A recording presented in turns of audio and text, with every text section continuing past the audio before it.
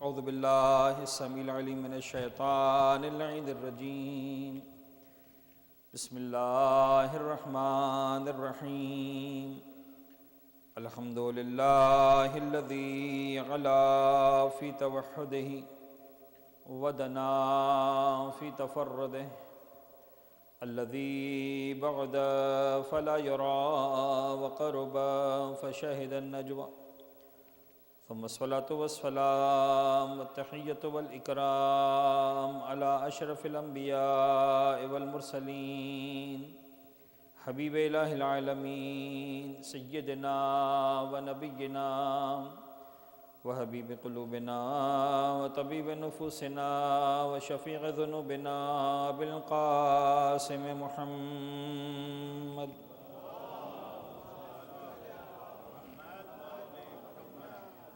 وعلى أهل بيته الطيبين الطاهرين المعصومين المنتجبين لا سيما على بقية الله في الأرضين وحجته على العالمين واللعن الدائم على أعدائهم ومنكري فضائلهم وغاصبي حقوقهم أجمعين من يوم ظلمهم وغصبهم وعداوتهم إلى يوم الدين بسم الله الرحمن الرحيم اللهم كن لوليك الحجة بن الحسن صلواتك عليه وعلى آبائه في هذه الساعة وفي كل ساعة وليا وحافظا وقائدا وناصرا ودليلا وعينا حتى تسكنه أرضك طوعا وتمتعه فيها طويلا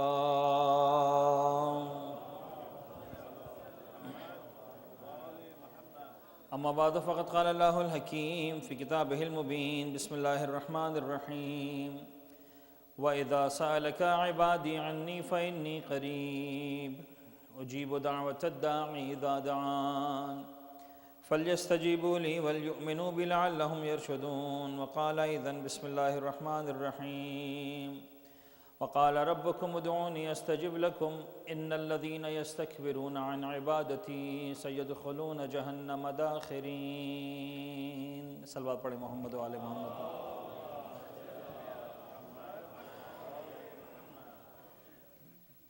عزیزان گرامی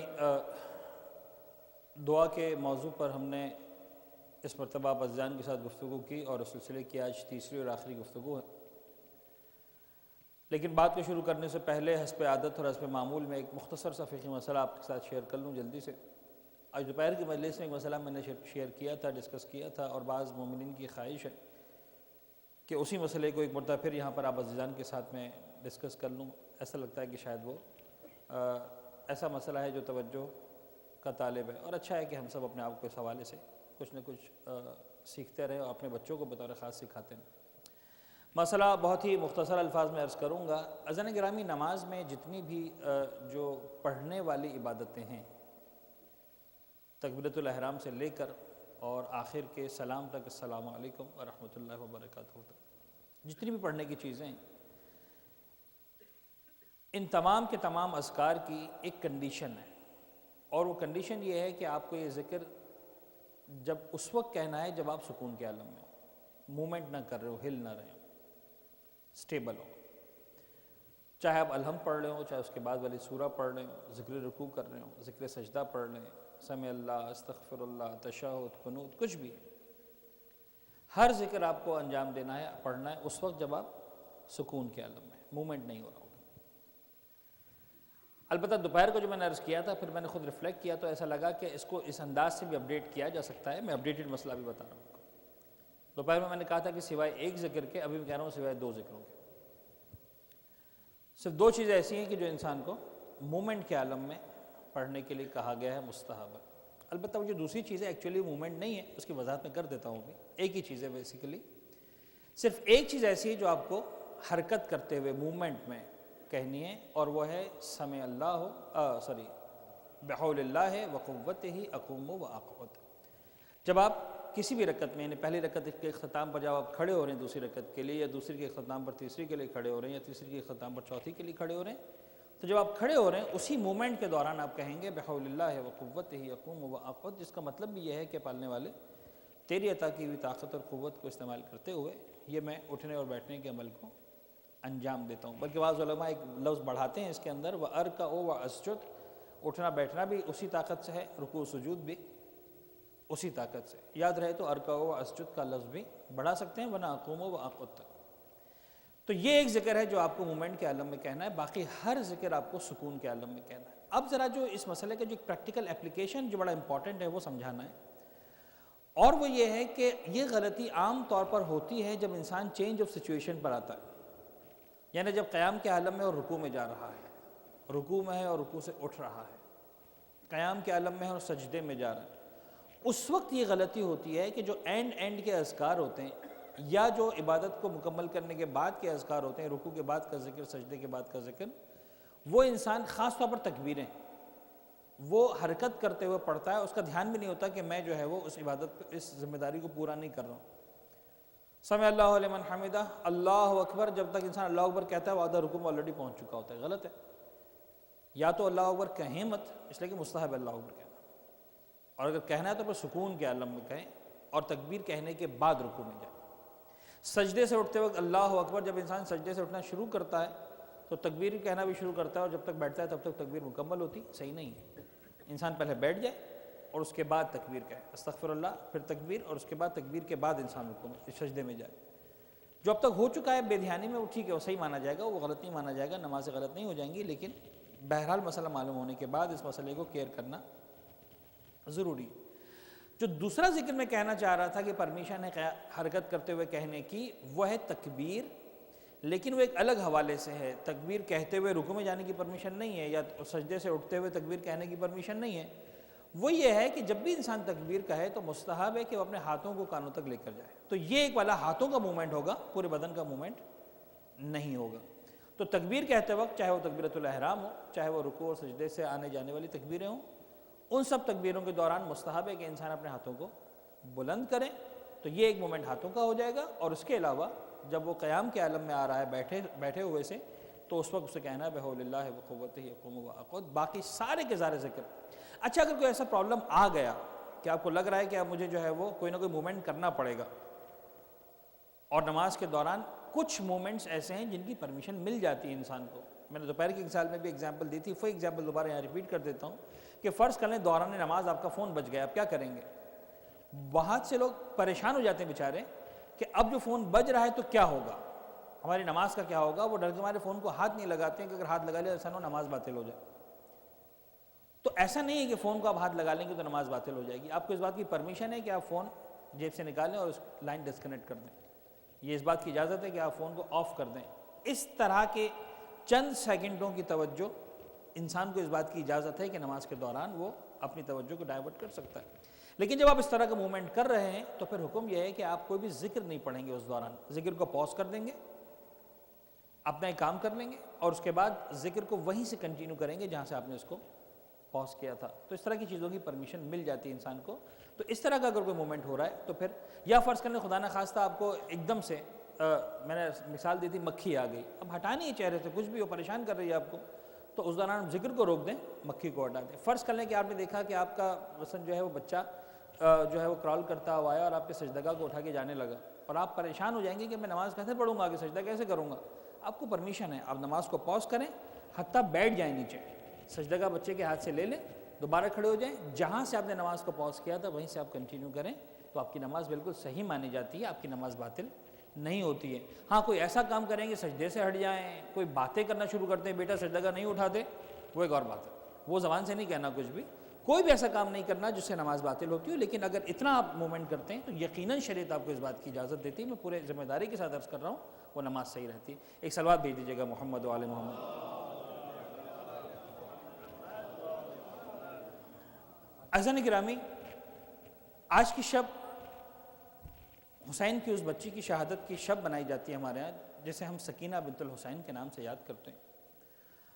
اور حقیقت یہ ہے عزیزان گرامی کہ واقعاً اگر شام کے زندان میں اپنے دلوں کو ہم روانہ کر سکیں تو قیامت کی شب اہل بیت اطہار کے لیے، یعنی اس شب کا حق ادا کرنے کا ایک طریقہ یہ بھی ہو سکتا ہے کہ آج کچھ نہ پڑھا جائے سوائے مصائب کے، لیکن بہرحال یہ اہل بیت اطہار ہی کا کرم ہے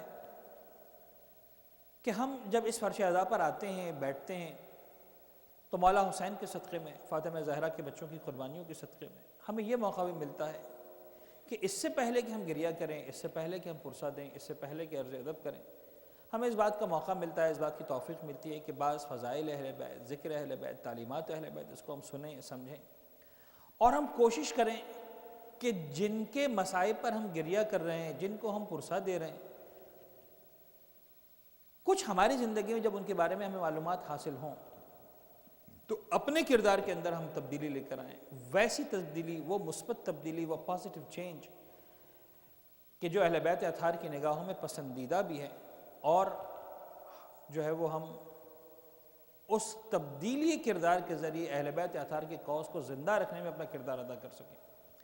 دعا کے عنوان کا ہم نے انتخاب کیا، اور اب مجھے اس بات کا بڑی شدت کے ساتھ اندازہ ہے کہ اب دامن وقت میں میرے پاس بہت کم گنجائش ہے۔ پہلا دن جب ہم نے دعا کے عنوان پر گفتگو کی تو ہم نے یہ بات کی تھی کہ ہم امپورٹنس آف دعا، امپورٹنس آف جو ہے وہ سپلیکیشن کے اوپر بات کریں گے، اور کچھ عرائض ہم نے پہلے دن اس حوالے سے پیش کیے۔ کل جو دوسری گفتگو تھی ہماری، اس میں عنوان ہم نے رکھا تھا کہ ہم ان چیزوں پر غور کریں گے کہ دعا مانگنے کے آداب کیا ہیں، اسباب قبولیت دعا کیا ہیں، کس طرح سے انسان دعا کو پیش کرے خدا کی بارگاہ میں کہ اس بات کے امکانات بڑھ جائیں کہ وہ دعا جلد از جلد رب العزت کی بارگاہ میں شرف قبولیت حاصل کرنے والی طریقہ کار ہے پروردگار سے بات کرنے کا، رب العزت کی بارگاہ میں اپنی حاجتوں کو پیش کرنے کا، اور اہل بیت اطہار نے بتایا ہے کہ خدا سے کس طرح سے بات کرو۔ آج ہم دنیا میں بھی یہ چیز جانتے ہیں کہ جب آپ کو اپلیکیشن فارورڈ کرنی ہوتی ہے کسی کے سامنے بھی، کوئی بھی آپ کو اپنی اپلیکیشن کلیئر کروانی ہوتی ہے، تو کچھ ایکسپرٹس ہوتے ہیں جو بتاتے ہیں کہ how to put up your application, کس طرح سے آپ نے how to forward your application, کس طرح سے آپ نے جو ہے وہ سامنے والے کے سامنے ٹیبل پر رکھنی ہے، کس انداز سے رکھنی ہے، تو اس انداز سے جو ہے وہ دعا آپ کی اپلیکیشن جلدی قبول ہوتی ہے۔ اسی طرح رب العزت کی بارگاہ میں جب انسان جاتا ہے تو جو ہے وہ اہل بیت اطہار نے بتایا کس طرح سے دعا کرو۔ ہم نے اس موضوع پر گفتگو کی، خلاصہ اب تک کی باتوں کا یہ ہے کہ رب العزت نے قرآن مجید میں سب سے پہلے اپنے بندوں کو اس بات کے اوپر پابند بنایا ہے کہ دیکھو میرے بندو، تم جیسے بھی ہو میرے ہو، تم جتنے بھی گناہ گار ہو، جتنے بھی خطا کار ہو، دنیا میں کوئی انسان معصوم تو نہیں ہے، اور انسان کی زندگی کئی سارے نشیب و فراز کا مجموعہ ہے۔ انسان آتا ہے، بھٹکتا ہے، گمراہ ہوتا ہے، راستے سے ہٹتا ہے، معصیت آتی ہے، کبھی والدین کے حوالے سے، کبھی اخلاقی زندگی کے اعتبار سے، کبھی حلال و حرام کے اعتبار سے، کبھی رزق کے اعتبار سے، کبھی دوستوں کے اعتبار سے، مختلف انداز سے انسان غلطیاں کرتا ہے، مختلف مقامات پر انسان گناہ کرتا ہے، مختلف مقامات پر انسان پریشان ہوتا ہے، مختلف مقامات پر انسان چاہتا ہے ایک سہارا محسوس کرے کہ اپنی ساری غلطیوں کے باوجود، ساری کوتاہیوں کے باوجود، ساری مشکلات کے باوجود کوئی در ایسا ہونا چاہیے جہاں پر وہ جائے تو اسے سامنے سے کوئی گلے سے لگانے والا ہو کہ تم جیسے بھی ہو میرے ہو۔ بزن گرامی، اس مایوسی سے بچنے کا جو نام ہے وہ ہے دعا۔ پروردگار عالم، یعنی آپ ایک اور آیت جس کا میں نے سرنامہ کلام میں تذکرہ نہیں کیا لیکن آپ کے سامنے پڑھ دیتا ہوں، یا عبادی الذین اسرفوا علی انفسہم لا تقنطوا من رحمت اللہ، قل یا عبادی الذین اسرفوا علی انفسہم لا تقنطوا من رحمت اللہ ان اللہ یغفر الذنوب جمیعا۔ حبیب کہہ دو میرے بندوں سے، اور کمال یہ ہمارے علماء فرماتے ہیں پروردگار کا محبت کرنے کا انداز اپنے بندوں سے ایسا ہے، اور خاص طور پر عجیب بات ہے، اب مجھے نہیں پتا یہ مثال صحیح ہے کہ نہیں، آپ کبھی ایسے گھر میں جائیے جہاں پر مثال کے طور پر جو ہے وہ والدین کے مثلا 5-6 بچے ہوں، اور ان میں سے کوئی بچہ خدا نہ خواستہ ڈسیبل ہو، اسپیشل چائلڈ ہو، والدین کا پیار، والدین کی محبت اپنے بچوں کے ساتھ وہ ایسی محبت ہے کہ کبھی اس پر ایک کوسچن مارک نہیں لگایا جا سکتا کہ والدین اس بچے سے زیادہ پیار کرتے ہیں اور اس سے کم پیار کرتے ہیں۔ بعض اوقات بچے سمجھتے ہیں ایسی باتیں، لیکن والدین کے دل سے پوچھیں کہ ایسا کبھی بھی نہیں ہوتا۔ لیکن بہرحال اتنا طے ہے، اگر خدا نہ خواستہ کوئی اسپیشل چائلڈ ہوتا ہے تو اب جو والدین کی توجہ اس بچے پر ہوتی ہے، بہرحال وہ دوسرے بچوں پر ایسی توجہ نہیں ہوتی۔ اب یقین جانے زن گرامی، جب گناہگار بندہ پروردگار کی بارگاہ میں آتا ہے تو پروردگار اسی طرح توجہ دیتا ہے جس طرح والدین اپنے اسپیشل چائلڈ کو توجہ دیتے ہیں۔ قل یا عبادی الذین اسرفوا علی انفسہم، حبیب میرے بندوں سے کہو، اللہ اکبر، جو گناہگار ہے پروردگار اسے خود سے منسوب کر رہا، کمال۔ قل عبادی الذین اسرا یا عبادی الذین اسرفوا علی انفسہم، اے میرے وہ بندو جنہوں نے اپنے آپ پر ظلم کیا، لا تقنطوا من رحمت اللہ، خبردار میں تمہیں گناہ کی اجازت نہیں دیتا، وہ اور بات ہے، لیکن تم جتنے بھی گناہ گار ہو تمہیں ایک بات کی اجازت نہیں دے سکتا ہوں، اللہ کی رحمت سے کبھی مایوس مت ہونا، کچھ بھی کر کے آ جاؤ، کچھ بھی کر کے آ جاؤ، اللہ کی رحمت سے مایوس مت ہونا، لا تقنطوا من رحمت اللہ۔ کیوں؟ خدا خود کہہ رہا ہے، پروردگار کہتا ہے اے میرے بندے میں تجھ سے بات کر رہا ہوں ڈائریکٹ، ان اللہ یغفر الذنوب جمیعا، پروردگار ہر گناہ کو معاف کر دے گا، ہر گناہ کو معاف کر دے گا۔ اب دو جملے ہیں زین گرامی، بس ان مجلسوں کا جو فائدہ ہونا چاہیے نا وہ یہ ہونا چاہیے، ایک جملہ ہے جو شیطان کہتا ہے، ایک جملہ ہے جو رحمان کہتا ہے۔ شیطان کیا کہتا ہے ان ساری باتوں کے بعد؟ شیطان کہتا ہے یو آر نیور لیٹ،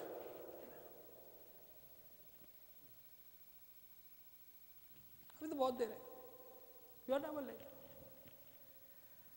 ابھی سے اگر توبہ کر لو گے تو کل کیا کرو گے، لہذا بھی چلتے رہنے دو، ایک ساتھ سارا ادھار نپٹائیں گے۔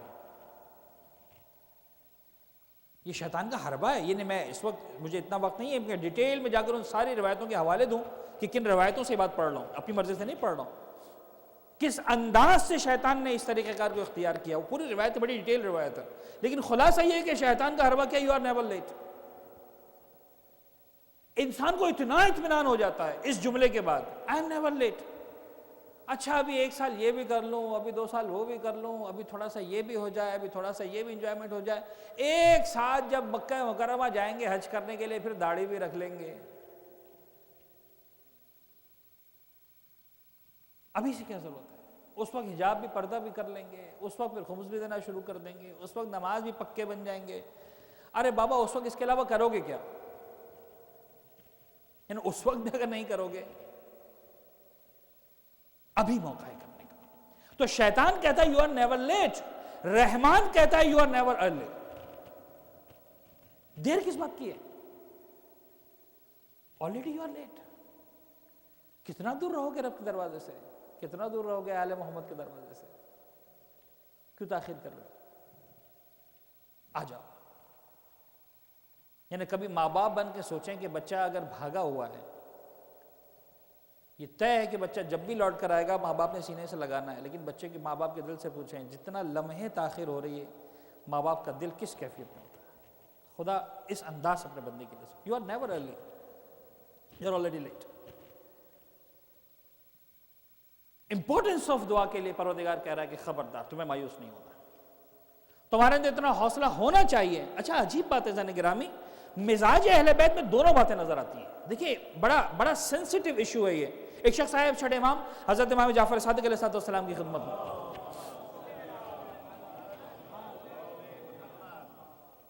اور آگر کہنے لگا مولا قتل کرنے کا گناہ معاف ہو سکتا ہے کیا؟ پروردگار کسی قاتل کو معاف کر سکتا ہے؟ امام نے کہا دعا کرو پروردگار معاف کر دے، توبہ کرو، خدا اس گناہ کو بھی معاف کر دے، کسی کو ناحق قتل کر دیا خدا معاف کر دے۔ وہ چلا گیا، تھوڑی دیر گزری پھر ایک شخص آیا، کہنے لگا مولا ایک سوال کرنا ہے۔ امام نے کہا پوچھو۔ کہ مولا قتل کا گناہ معاف ہو سکتا ہے؟ امام نے کہا کبھی نہیں، کبھی معاف نہیں ہو سکتا۔ وہ بھی چلا گیا۔ امام کا وہ شاگرد، وہ صحابی جس نے اس روایت کو لکھا ہے، بیٹھا ہوا تھا، کہتا ہے میں نے امام سے پوچھا مولا میری سمجھ میں نہیں آیا، ایک شخص آپ کی خدمت میں آیا، اس نے سوال کیا قتل کا گناہ معاف ہو سکتا ہے، آپ نے کہا ہاں، دوسرا شخص آیا نہیں وہی سوال کیا اس نے، آپ نے اس کو منع فرما دیا کہ نہیں قتل کا گناہ معاف نہیں ہو سکتا، مولا میری راز سمجھ میں نہیں آیا۔ آج کل اگر آپ ناراض نہ ہو تو جملہ کہوں، یہ کام مولانا تو کر سکتے ہیں، مولا کیسے کر سکتے ہیں؟ ہے نا، بڑے آسان ہے، ذرا سا مولانا کے ایک عمل میں آپ نے کوئی چیز دیکھ لی، اچھا مولانا وہاں تو یہ کہہ رہے تھے اور ہم آپ سے یہ کہہ رہے تھے، اچھا یہ ایسے ہی ہوتے، لیکن مولا کا عمل، وہ صحابی بیچارہ بیٹھا ہو، مولا نہیں سمجھ میں نہیں آیا، مولا یہ آپ نے کیا کیا؟ خدا نہ خواستہ کو یہ نا، ہم تو فوراً اس کو نیگیٹو میننگ میں لیں گے نا، اس کے ساتھ آپ کی دوستی تھی کیا، اس کے ساتھ ناراضگی تھی؟ نہیں، اس نے کہا مولا میں سمجھ میں نہیں آیا۔ امام نے فرمایا کیا جواب دیا؟ عجیب جواب ہے۔ امام نے کہا بھائی بات یہ ہے کہ جو پہلا شخص آیا تھا وہ قتل کر کے آیا تھا، دوسرا قتل کرنے جا رہا تھا۔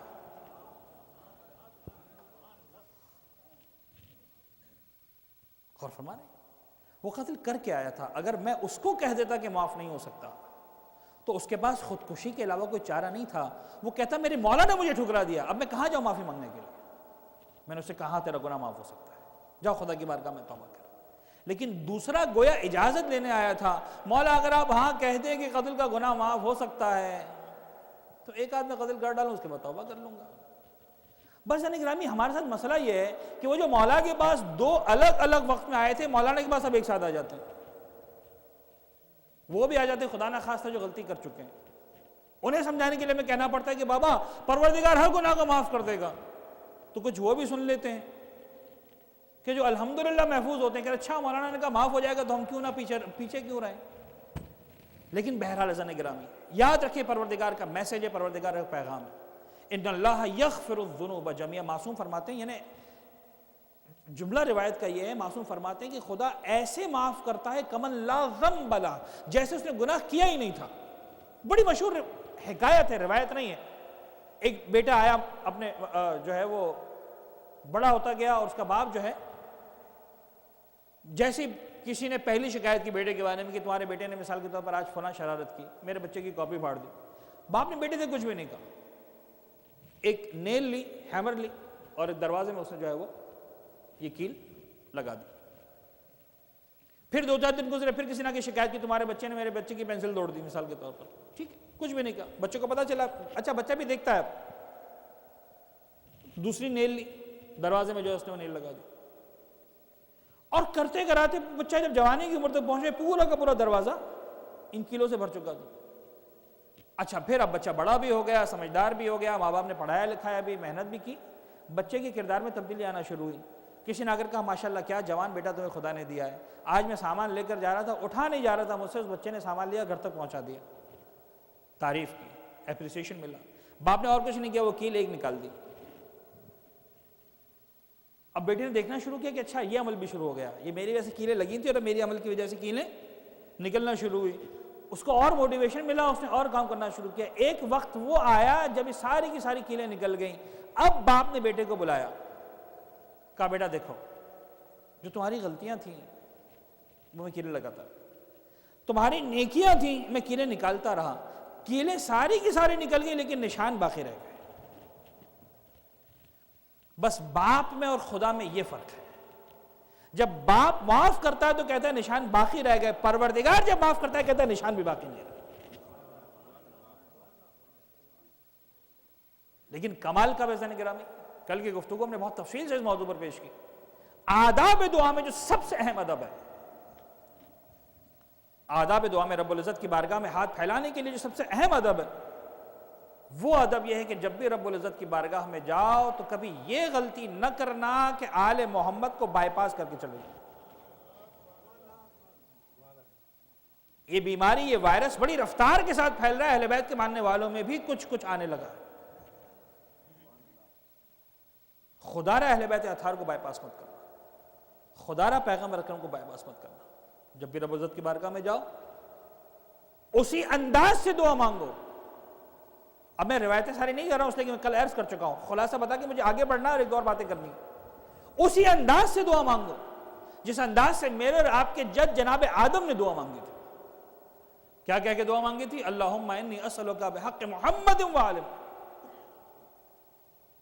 پالنے والے میں سوال کر رہا ہوں، محمد اور ان کی آل کا واسطہ دے کر سوال کر رہا ہوں۔ اسی انداز سے دعا مانگے جس طرح میرے اور آپ کے جناب نوح نے اس وقت دعا مانگی تھی جب کشتی ڈگمگا رہی تھی طوفان میں۔ جو جناب جبریل نے سکھایا تھا، یہی تو سکھایا تھا کہ اے نوح دعا مانگو، اللہم انی اسألک بحق محمد و آل محمد۔ اسی انداز سے دعا مانگو جب جناب ابراہیم کو پھینکا جا رہا تھا آگ کی طرف اور آگ کے بھڑکتے ہوئے شعلوں کی طرف جا رہے تھے تو دعا مانگی، اللہم انی اسألک بحق محمد و آل محمد۔ ابن عباس کی روایت کے مطابق جبرائیل نے آ کر کہا ہے جناب یعقوب کو، یعقوب اس طرح سے دعا مانگو، کتنا روتے رہو گے؟ آنکھوں کا نور جاتا رہا، یوسف سے ملاقات نہیں ہو رہی، دوسرا بیٹا بنیامین آنسوں سے نکل گیا، اور جناب یعقوب کہتے ہیں جبرائیل کیسے دعا مانگوں؟ کہا اسی انداز سے دعا مانگو جس طرح جناب آدم و نوح نے دعا مانگی، جس طرح ابراہیم و موسیٰ نے دعا مانگی۔ کہا کیسے دعا مانگی؟ کہا دعا مانگو، اللہم انی اسألک بحق محمد و علی و فاطمہ والحسن والحسین۔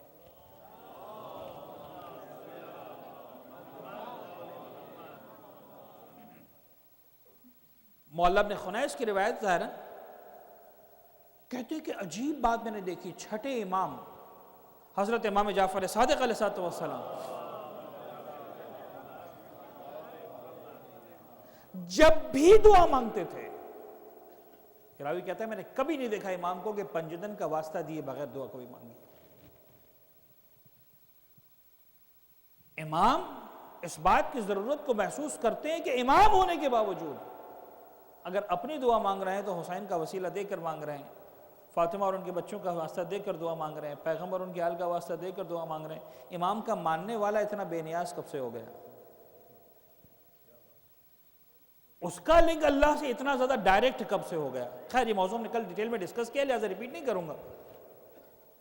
اہل بیت اطہار کا واسطہ دے کر دعا مانگا۔ دنیا کا انسان جانے نہ جانے، ملک جانتے ہیں، آسمانوں کے فرشتے جانتے ہیں۔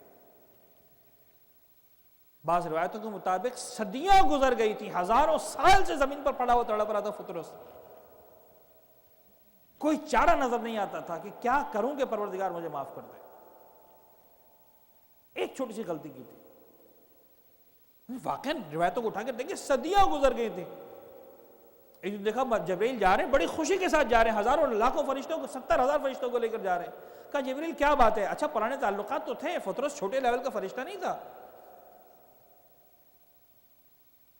جبرائیل نے کہا فطرس کیا بتاؤں، آج پیغمبر اکرم کے ہاں حسین کی ولادت ہوئی ہے، مبارکباد دینے جا رہا ہوں۔ فطرس نے ہاتھ جوڑ دیے، جبرائیل جاتے جاتے مجھے لیتے جاؤ۔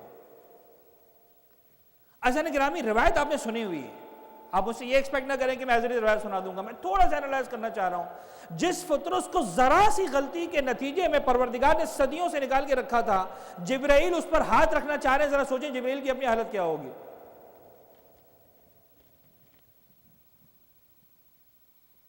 ذرا سوچیں تو صحیح، آج اگر کسی کے بارے میں آپ کو پتا چل جائے کہ اس کا انویسٹیگیشن چل رہا ہے پولیس کے اندر، آپ اس کا فون بھی ریسیو نہیں کرتے،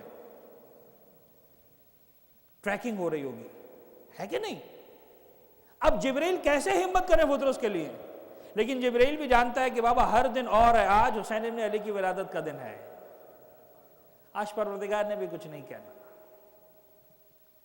اور جبرائیل جیسا فرشتے نے یہ ہمت کر ڈالی کہ جس فرشتے کو رب العزت اپنی بارگاہ سے نکال چکا ہے، اس فرشتے کو لے کر پیغمبر کی خدمت میں جا رہا ہے۔ اللہ کے رسول نے دیکھا کیا بات ہے؟ کہا یہ بات ہے۔ پیغمبر نے کہا جب آئی گئے حسین کی ولادت کے موقع پر ایک کام کرو، فطرس کو لے جا کر حسین کے جھولے سے مس کر دو۔ اللہ اکبر، ملک جانتا ہے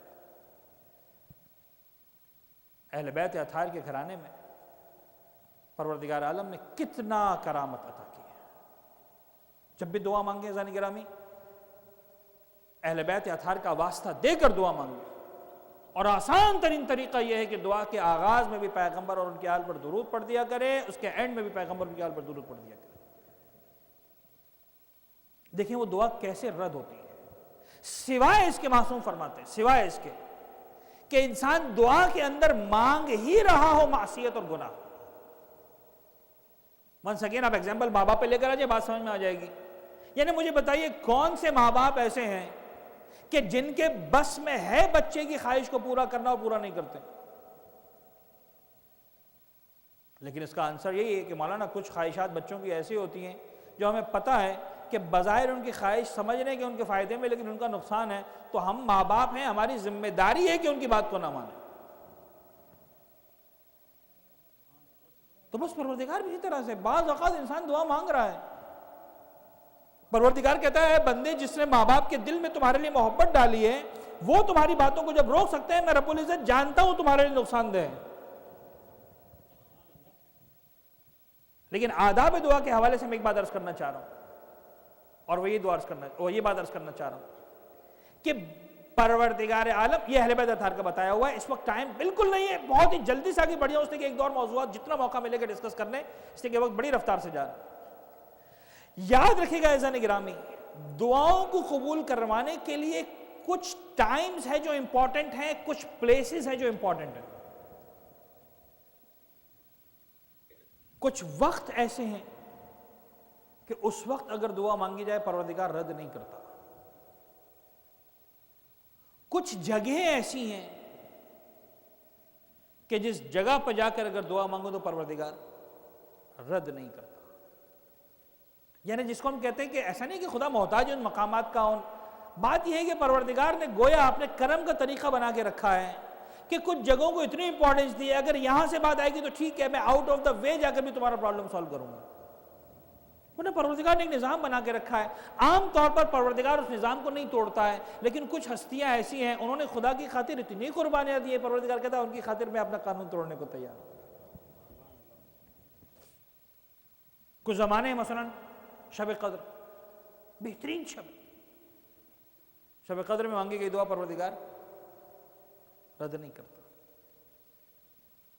فجر کی اذان کے وقت سے لے کر سورج نکلنے کا وقت، ہمارے 5ویں امام حضرت امام محمد باقر علیہ السلام کی حدیث ہے. امام فرماتے ہیں یہ وہ وقت ہے جو جنت کے اوقات میں سے ایک وقت ہے. جو جنت میں ٹائمنگز ہوں گی، ممکن ہے وہ ہمارے دن اور رات کی طرح سے نہ ہو، تو جنت کے جو ماحول، جو جنت کا موسم ہوگا، جو جنت کے اوقات ہوں گے، ان میں سے ایک وقت وہ ہے جو فجر کی نماز کے بعد سا سورج نکلنے کے درمیان کا وقت ہے.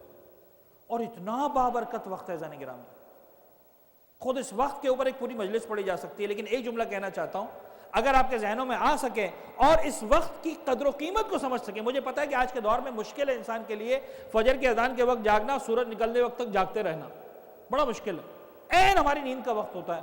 لیکن خدا گواہ ہے، کسی بھی مقتل کو اٹھا کر دیکھیں، مولا امیر المومنین کے بارے میں کسی بھی روایت کو، کسی بھی کتاب کو اٹھا کر دیکھیں، اگر شہادت کے واقعات ذرا سا بھی تفصیل سے لکھیں، 19ویں رمضان کی صبح جب میرے مولا کے سر اقدس پر ضربت لگی، فجر کی نماز کا وقت تھا، نماز مکمل ہوئی، اور ان حالات میں جب مولا کو سیٹل کرتے کرتے گھر کی طرف لے کر جا رہے تھے، مصائب میں نہیں پڑھ رہا ہوں، ایک میسیج دینا چاہ رہا ہوں، جب گھر کے دروازے کے قریب پہنچے، یہ عین وہ وقت تھا جب سورج نکل رہا تھا. یعنی تقریباً آدھے پونے گھنٹے کا وقت ہوتا ہے فجر کے اذان کا، سورج نکل رہا تھا. مولا کائنات کی نگاہ سورج پر پڑی، بے اختیار ایک جملہ کہا، اے سورج تو گواہ رہنا کہ تو جب بھی نمودار ہوا ہے تو نے کبھی علی کو سوتا ہوا نہیں دیکھا.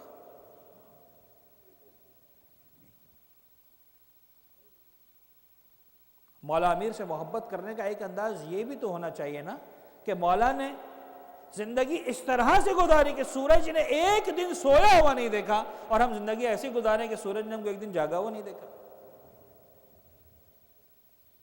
یہ فرش اعزاز یعنی گرامی زندگی کو تبدیل کرنے کا مقام ہے. جس طرح ہاسپٹلز میں جاتے ہیں نا، چینج ہو کر آتے ہیں، بیماریوں سے صحتیاب ہو کر آتے ہیں. حسین کا در کھلا ہے ہر ایک کے لیے، آؤ کوئی بات نہیں، حسین کا کام ہے شفا دینا، حسین کا کام ہے ہدایت کرنا، حسین کا کام ہے اندھیروں سے روحانیت اور نورانیت کی طرف لے کر جانا. دعاؤں کے آداب میں اس بات کو یاد رکھیں، کچھ اوقات بڑے امپورٹنٹ ہیں، اسی طرح کچھ جگہ ہیں جو بڑی امپورٹنٹ ہیں. مثلا خانہ کعبہ، خدا نصیب کرے مس مت کرے. مجھے یہاں کے ماحول کو دیکھ کر اندازہ ہوتا ہے کہ مومنین کی ایک بہت بڑی تعداد ایسی جن پر حج واجب ہے، اور میں کہتا ہوں کہ حج پر جانے کا شوق دنیا کے کسی مسلمان کو ہو کہ نہ ہو، شیعہ کو ضرور ہونا چاہیے. کیوں ہونا چاہیے؟ کرتے ہیں سجدہ سوئے زچہ خانہ علی، کرتے ہیں سجدہ سوئے زچہ خانہ علی، مڑ مڑ کے دیکھتے ہیں کوئی دیکھتا تو نہیں، اور بدن پہ جامع احرام، دل میں بغض علی۔ تیرے نصیب کا چکر ہے یہ طواف نہیں، طواف تو کرتا ہی صرف شیعہ ہے، تو اگر شیعہ کے دل میں تڑپ نہیں ہوگی تو کس کے دل میں تڑپ ہوگی؟ اور دوسرے انداز سے بات کروں، خدا آپ کو ایک ایک معصوم کے روضہ اقدس کی زیارت نصیب کرے، ہم سب کو، صرف مجھے، آپ کو نہیں، صرف مجھے بھی، ہم سب کو نصیب کریں، اور زمانے کے امام کی چہرے اقدس کی زیارت بھی نصیب کرے، 14 معصومین کی زیارت نصیب ہو۔ لیکن ذرا کبھی غور تو فرمائیں کہ 14 میں سے 6 معصومین ایسے ہیں جو مدینہ منورہ کے اندر ہیں۔ کربلا جانے کا شوق خدا کرے کبھی بھی کم نہ ہو، ہر مومن کے دل کی حسرت ہونی چاہیے خدا مجھے کربلا کی زیارت نصیب کرے، ہر مومن کے دل کی حسرت ہونی چاہیے مجھے خدا نجف کی زیارت نصیب کرے، مولا امیر کی زیارت ہوگی، کاظمین اور سامرہ کی زیارت نصیب کرے، ان اماموں کی زیارت ہوگی، تو دل میں یہ حسرت کیوں نہیں ہے کہ فاطمہ زہرا کی اجڑی ہوئی قبر کی زیارت کرے؟ دل میں یہ خواہش کیوں نہیں ہے کہ جو کربلا کا سب سے بڑا عزادار ہے مولا سید سجاد، اس کی ٹوٹی ہوئی قبر کی زیارت کرے؟ دل میں یہ خواہش کیوں نہیں ہے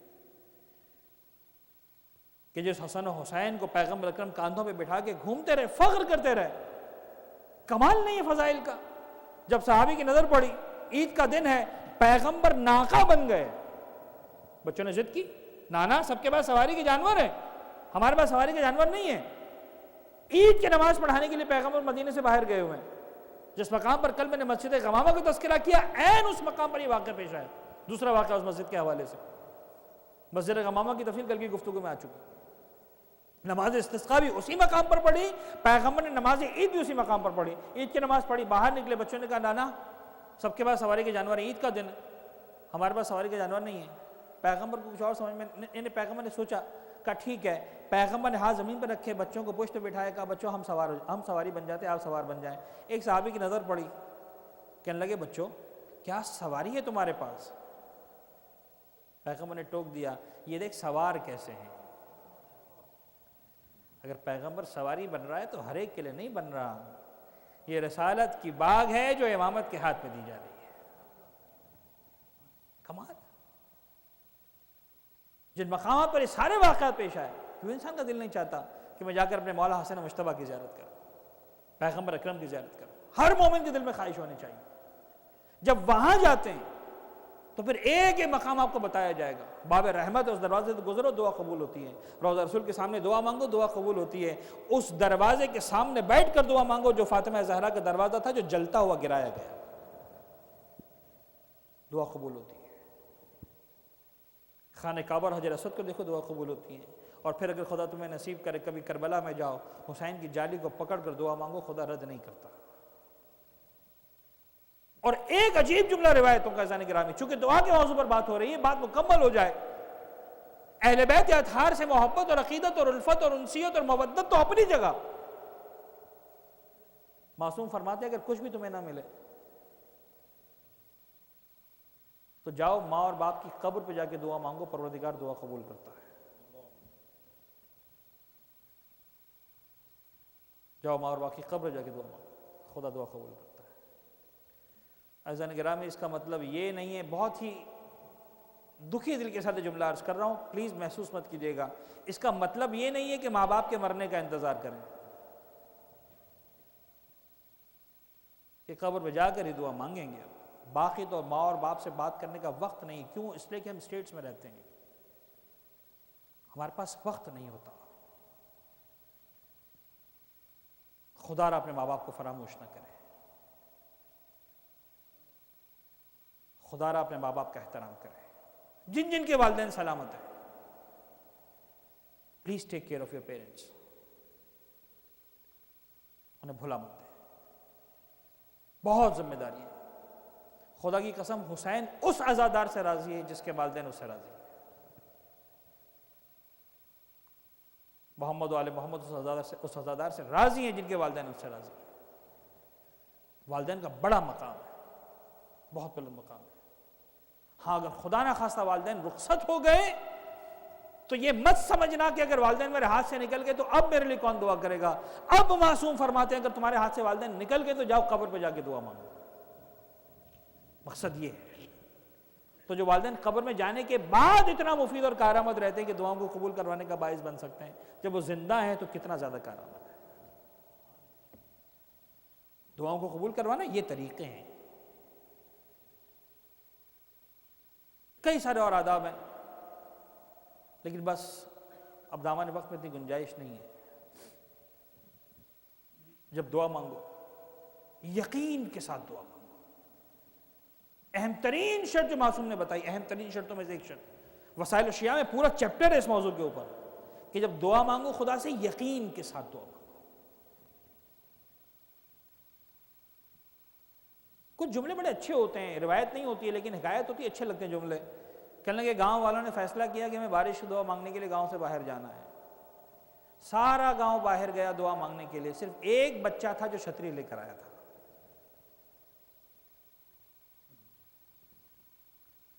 کہ جب دعا مانگیں گے بارش برسے گی تو بھیگ نہ جاؤں.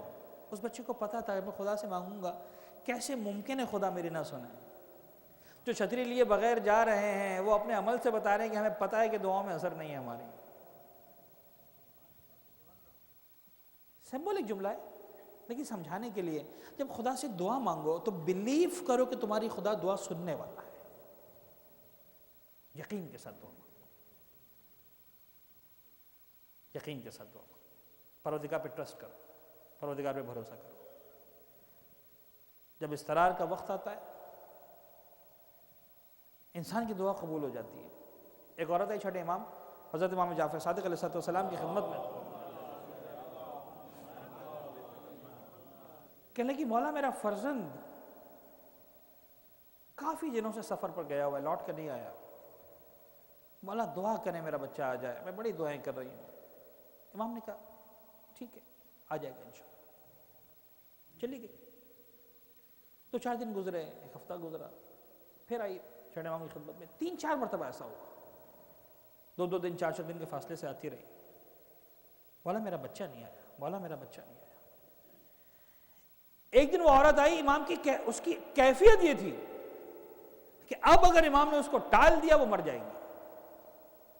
کہنے لگی مولا میں اب اس حالت میں آئی ہوں، اگر اب میرا بچہ نہ ملا میں مر جاؤں گی. امام نے کہا جا تیرا بچہ گھر پر آ چکا ہے.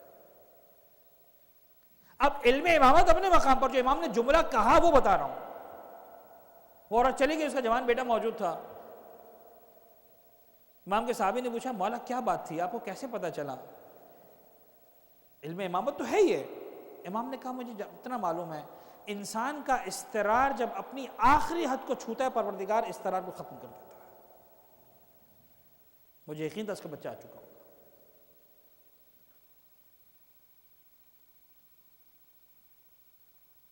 اضطرار جب منزل انتہا تک پہنچ جائے عمل تبدیل ہو جاتا ہے. میں نے گفتگو کو مکمل کیا، ایک جملہ کہوں شہادت سکینہ کے مصائب پڑھنے. اضطرار جب اپنی انتہا کو پہنچا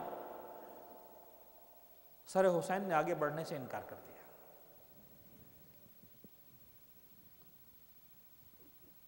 اضطرار جب انتہا کو پہنچا.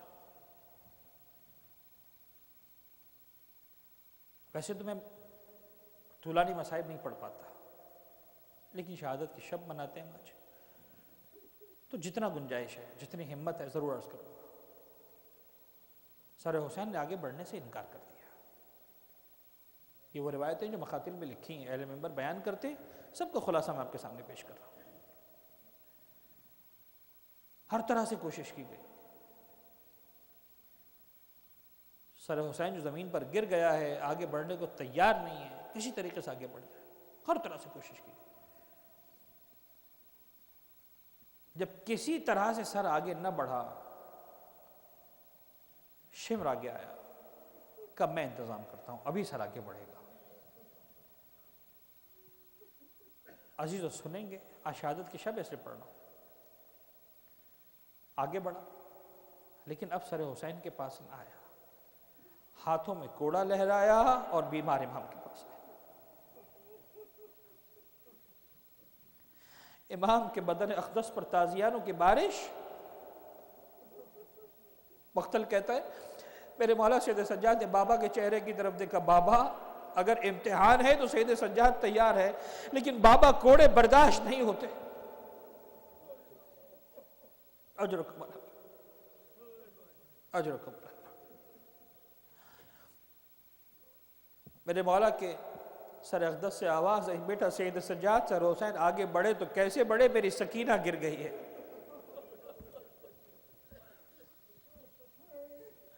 جب تک سکینہ نہیں آئے گی اس وقت سر حسین آگے نہیں بڑھ سکتا. میرا دل چاہتا ہے ایک جملہ کہوں مولا حسین کو، اور اس کا جواب بھی دوں گا. میرا دل چاہتا ہے ایک جملہ کہوں مولا، شام کے سفر میں کوئی ایک بچہ تو نہیں ہے جو گرا ہے گھوڑوں کی ٹاپوں سے. شام کے سفر میں تو کئی سارے بچے ہیں جو گرتے رہے. مولا یہ کیا کیا؟ کسی اور بچے کا خیال نہ کیا، اپنی سکینہ کا صرف خیال کیا. شاید میرے مولا حسین یہی جواب دیں گے، اے ذاکر تجھے نہیں معلوم میری کربلا کی فتح میں سکینہ کا اپنا کردار ہے. شام کے زندان میں میری بچی مر جانے والی ہے، پھر میں سکینہ کا خیال نہ رکھوں، لیکن شام تک میری بچی کا پہنچنا بہت ضروری ہے. بیٹا سید سجاد جب تک سکینہ نہیں آئے گی سر حسین آگے نہیں بڑھے گا. امام سید سجاد نے کہا شمر سکینہ گر گئی، جب تک سکینہ نہیں آئے گی سر حسین آگے نہ بڑھے گا. جناب زینب کو بھیجا گیا، جناب زینب ڈھونڈتی ہوئی جا رہی ہے. شام غریبہ میں بھی سکینہ کو لانے والی زینب، اور شام کے راستے میں بھی ڈھونڈ کر لانے والی زینب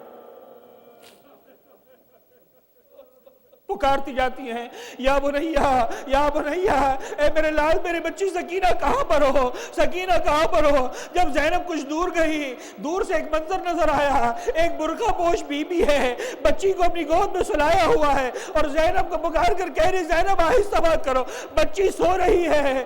جناب زینب نزدیک پہنچی، اس بی بی کے سامنے ہاتھ جوڑ دیے، اے بی بی زینب تیری بڑی شکر گزار ہے. ارے کوئی تو ہے جس کو حسین کے یتیموں پر رحم آیا. حضرکم اللہ، کوئی تو ہے جسے اس 4 سال کی یتیمہ پر رحم آیا. عزیزو سنیں گے اس بی بی نے جواب کیا دیا. رو کر کہنے لگی زینب اب یہ وقت آ گیا ہے تو اپنی ماں کا بھی شکریہ ادا کرے گی.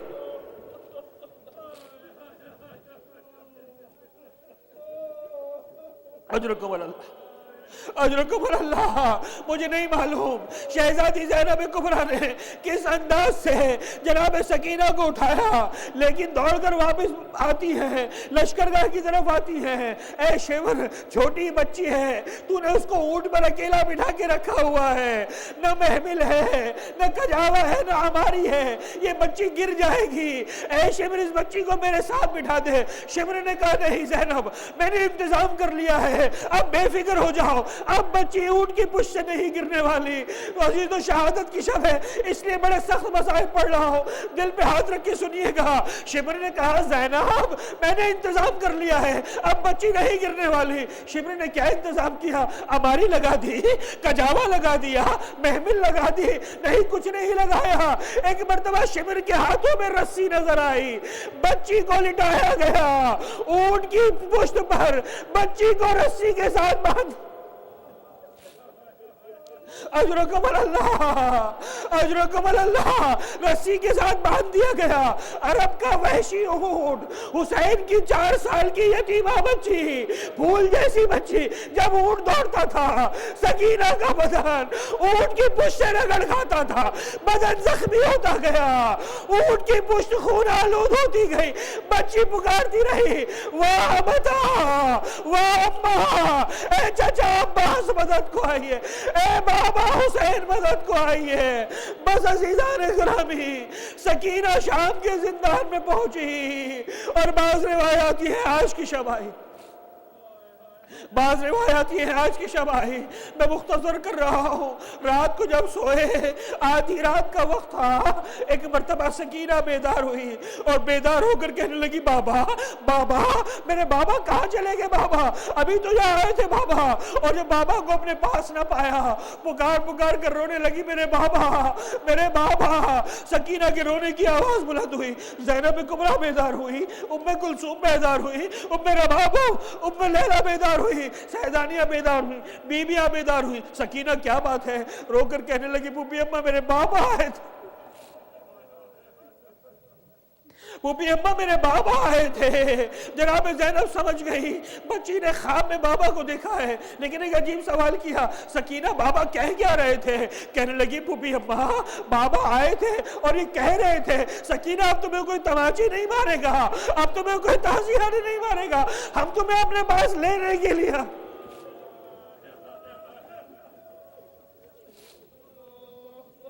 اجرکم اللہ، اجرکم اللہ۔ سکینہ ہم تمہیں اپنے پاس لینے کے لیے آئے ہیں، بس یہ جملہ سننا تھا۔ زینب سمجھ گئی اب سکینہ چند لمحوں کی مہمان ہے۔ ایک مرتبہ واہ حسینہ کا شور بلند ہوا، واہ بازا کا شور بلند ہوا، زندان شام میں گریہ و ماتم ہوا، یزید کی نیند میں خلل پیدا ہوا، علاج یہ ڈھونڈا گیا بچی بابا کو یاد کر رہی ہے، کیا کرو؟ جاؤ جا کر بابا کا سر سکینہ کو دے۔ اجرکم اللہ، اجرکم اللہ۔ عزیزوں کبھی تصور تو کرے 4 سال کی بچی اور گود میں بابا کا کٹا ہوا سر دیا جائے۔ ایک مرتبہ حسین کا سر دشت میں رکھا گیا، در زندان پر لایا گیا، سکینہ کو خوشبو محسوس ہوئی، پھوپھی اماں، پھوپھی اماں مجھے لگ رہا ہے میرا بابا آ گئے۔ اجرکم اللہ، وہ بھی اماں لگتا ہے میرے بابا آ گئے، میرے بابا آ گئے۔ ایک مرتبہ تشت آیا، پردہ کپڑا ہٹایا گیا، حسین کا سر سکینہ کی گود میں دیا گیا۔ اب عجیب روایتیں ہیں، میں دونوں روایتیں آپ کے سامنے پڑھ رہا ہوں۔ ایک روایت یہ ہے جیسے ہی حسین کا سر سکینہ کی گود میں آیا، حسین سکینہ نے بے اختیار بابا کے سر کو دیکھا، اپنے سارے مسائب بھول گئی، اپنے سارے غم بھول گئی، رو کر کہنے لگی بابا، بابا تمہارے چہرے پر خاک کس نے ڈالی؟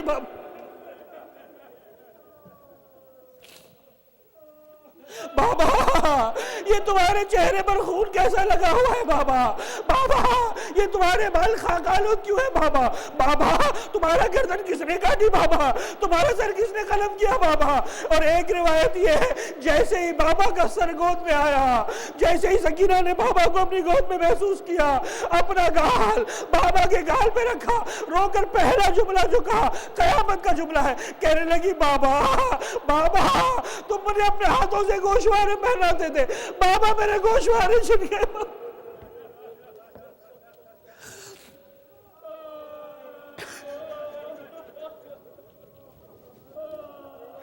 بابا سکینہ کے کانوں سے دیکھو اب بھی لہو جاری ہے۔ بابا بابا بابا مجھے تماچے مارے گئے، بابا مجھے تازیہ نے مارے گئے۔ بابا ایک عالم نے پڑھا بابا بابا کہتے کہتے ایک مرتبہ سکینہ کی نگاہ زینب کے کھلے سر پر پڑی، رو کر کہنے لگی بابا تم چلے گئے، پھوپھی اماں کی سر سے چادر بھی چھن گئی۔ بابا اجرکم اللہ کہتی رہی بابا بابا، فریاد کرتی رہی، مصائب پڑھتی رہی، کوہرام پپا ہوتا رہا۔ ایک وقت آیا سکینہ کی آواز آنا بند ہو گئی، گریہ آہستہ آہستہ تھما۔ جناب زینب کو محسوس ہوا سکینہ سو گئی ہے۔ سید سجاد سے کہا بیٹا سید سجاد ذرا دیکھنا تو صحیح، میری سکینہ کی تو خیر ہے، میری سکینہ کی تو خیر ہے۔ رات کے سناٹے میں، رات کی تاریکی میں میرے مولا سید سجاد نے ہتھکڑیوں کو سنبھالا، بیڑیوں کو سنبھالا، سنبھالتے ہوئے سید سجاد جناب سکینہ کے پاس آئے۔ ایک مرتبہ سکینہ کے ہاتھوں کو، نبضوں کو ہاتھ میں لیا اور سر کو جھکا کر صرف اتنا کہا پھوپھی اماں انا للہ انا للہ وَإِنَّا إِلَيْهِ رَاجِعُونَ۔ پھوپھی اماں سکینہ اپنے بابا سے جا ملی، سکینہ اب ہماری نہ رہی، سکینہ اپنے بابا کی مہمان بن گئی، بس غسل و کفن کا اہتمام کرنے کی باری آئی۔ میں آخری جملہ پڑھ رہا ہوں، میں نے ابھی روایت پڑھی تھی، شبر کس انداز سے سکینہ کو لے کر آیا، بس یہی راز تھا۔ جب غسالہ غسل دینے کے لیے آئی، اجرکم اللہ، جب غسالہ غسل دینے کے لیے آئی، بچی کو غسل دینا چاہتی ہے لیکن ابھی غسل نہ شروع کیا تھا، بے اختیار غسالہ چیخ مار کر رونے لگی۔ عزاداران سید الشہداء، عزاداران سید الشہداء، ایک جملہ پڑھنا چاہتا ہوں، اہل بیت اطہار کے گھرانے میں یہ پہلا جنازہ نہیں ہے، یہ پہلا جنازہ نہیں ہے جب غسل دینے والا غسل دیتے دیتے رو پڑا ہو. اس سے پہلے ایک اور جنازہ مدینہ منورہ میں نظر آیا جب رسول کی بیٹی فاطمہ زہرا کو کائنات کا مشکل کشا اول مظلوم عالم علی غسل دے رہا تھا. سب سے کہا تھا کسی کے رونے کی آواز نہ ہے. جب غسل دینا شروع کیا بے اختیار میرے مولا نے شہزادی کے جنازے کو چھوڑا, اپنا سر دیوار پہ مارا. میرا مولا چیخ مار کر رو پڑا. میرے مولا نے شہزادی فاطمہ زہرا کے جنازے پر گریہ کیا اور شام کی زندان میں 4 سال کی فاطمہ کے جنازے پر غسالہ نے گریہ کیا. زینب نے آگے بڑھ کر پوچھا اے بی بی روتی کیوں ہو؟ کہا روؤں کیسے نہیں, مجھے اتنا تو بتاؤ اس بچی کو بیماری کیا تھی,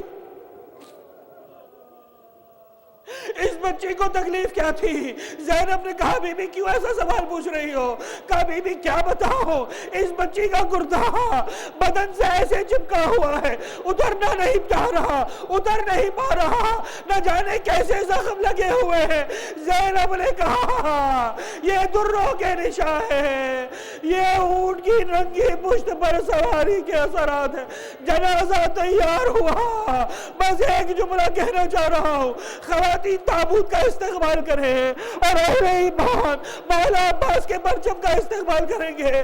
بس ایک جملہ کہنا چاہ رہا ہوں, جنازہ تیار ہوا, آپ نے بہت سارے جنازے اٹھائے ہوں گے, خدا آپ کے عزیزوں کو سلامت رکھے. جتنے بھائی بیٹھے ہیں خدا ان کی چھوٹی بہنوں کو سلامت رکھے. لیکن کبھی جنازہ اٹھانے کا موقع آتا ہے, مجھے ایمانداری سے بتاؤ ہاتھوں میں ہتھکڑیاں ہوتی, پاؤں میں بیڑیاں ہوتی ہے, گلے میں تو ہوتا ہے. ارے یہ سید سجاد کا مقدر شام کے زندان میں 4 سال کی سکینہ کا جنازہ اٹھایا نہ گیا, کربلا کا رخ کیا ہوگا. بھیا علی اکبر تم بھی بھائی ہو, بھیا قاسم تم بھی بھائی ہو, اور سکینہ کا جنازہ اٹھانا ہے. سید سجاد ہاتھوں میں ہتھکڑیاں ہیں, پاؤں میں بیڑیاں ہیں, جنازہ اٹھائے تو کیسے؟ موقف حسین یا حسین